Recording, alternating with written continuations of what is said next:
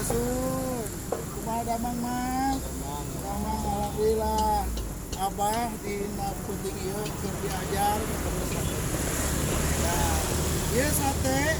Sate teh sate Mas siapa Mas? Bang Reja. Ah, sate Bang Reja asli dari Madura. Wah, nanya bukan main ini.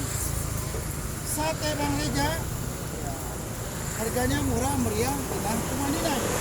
Enak. Abang mau bersate, diajar mau bersate. Sate Bang Reja abang suka. Seneng sate Bang Reja. Jadi namun abang hayang dahar sok beli sate Bang Reja. Mantap. Sate Bang Reja. Beda jeung di imah. Ayo di imah mah sate teh. Karasan di sananya. Ayo mau Bang Reja kita sate nya.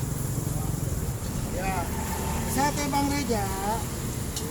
Enak, Neng. Nah, sekali coba tetap disuka. Ya, Neng ya. Abang di Bang Reja mencinta lagu-lagu Sunda.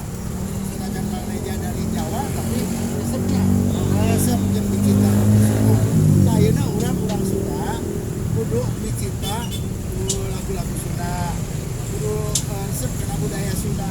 Sebab, budaya Sunda teh budaya anu kudu diurang, anu kudu kurang di pupusti, dan kudu kurang di piara.